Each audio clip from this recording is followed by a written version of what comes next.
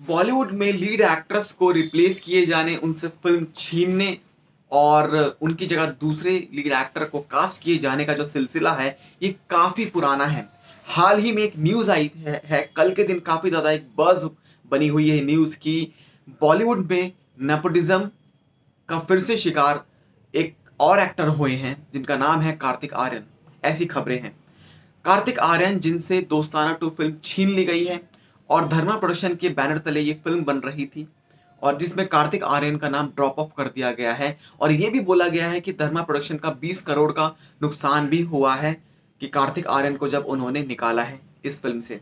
अब आपको बता दें कि कार्तिक आर्यन के निकालने के बाद अब बॉलीवुड में कई कई तरह की फिर से इल्ज़ाम लगने लग गए हैं बॉलीवुड पे कि अब बॉलीवुड में नेपोटिज्म कब खत्म होगा। वहीं आपको बता दें कि आखिरकार एबीपी न्यूज़ की तरफ से कार्तिक आर्यन को निकाले जाने पर उन्होंने धर्मा प्रोडक्शन के एक सूत्र से बात की और उन्होंने कुछ बड़े खुलासे किए कार्तिक आर्यन के लिए। अब आपको बता दें कि धर्मा प्रोडक्शन ने भी एक नोट जारी किया था जिसमें उन्होंने कहा था कि वो रिकास्ट कर रहे हैं फिल्म के लिए, कुछ प्रोफेशनल सर्कमस्टांसेस के चलते वो नई रिकास्ट को लेंगे दोस्ताना टू फिल्म में, और जिसके लिए उन्होंने कहा कि अभी इस पर साइलेंस रहना ही सही रहेगा। लेकिन अब आपको बता दें कि कार्तिक आर्यन के बारे में क्या बोला गया है। कार्तिक आर्यन पर अनप्रोफेशनल होने और फिल्म में कई दिनों तक शूटिंग हो जाने के बाद स्क्रिप्ट में दखलंदाजी करने का इल्जाम लगाने के बाद अब बताया जा रहा है कि धर्मा प्रोडक्शन और करण जौहर को दोस्ताना टू से कार्तिक आर्यन को निकाले जाने से करोड़ों रुपए का नुकसान उठाना पड़ा है। एबीपी न्यूज ने जब धर्मा प्रोडक्शन से जुड़े एक सूत्र से इस नुकसान के बारे में पूछा तो उन्होंने जवाब दिया कि हमें लगभग 20 करोड़ के नुकसान होने की बात बताई गई।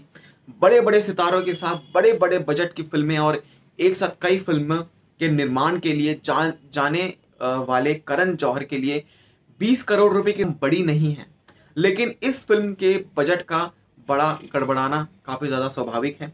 जौहर ने कार्तिक आर्यन के नखरों को अब और झेलने के बजाय कार्तिक को बाहर का दरवाजा दिखाने और आगे किसी भी कीमत पर उनके साथ काम नहीं करने का फैसला करना ज्यादा उचित समझा है, फिर भले ही उन्हें करोड़ों का घाटा क्यों ना हो रहा हो।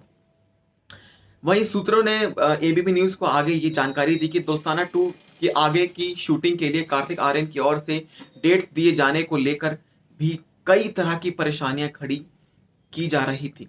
कार्तिक आर्यन की डेट्स को लेकर कार्तिक को प्रोफेशनलिज्म मैनेज करने वाली कंपनी क्वान और धर्मा प्रोडक्शन में कई दौर की बैठक भी हुई, लेकिन तमाम कोशिशों के बावजूद शूटिंग के लिए कार्तिक की मन मुताबिक डेट्स को लेकर धर्मा प्रोडक्शन की ठीक से जवाब नहीं मिल रहा था। धर्मा प्रोडक्शन को कार्तिक आर्यन की तरफ से ठीक से जवाब नहीं मिल रहा, जिसके कारण करण जौहर और भी नाराज हो गए और करण जौहर को इस नाराजगी के चलते करण जौहर ने उनको निकाल दिया।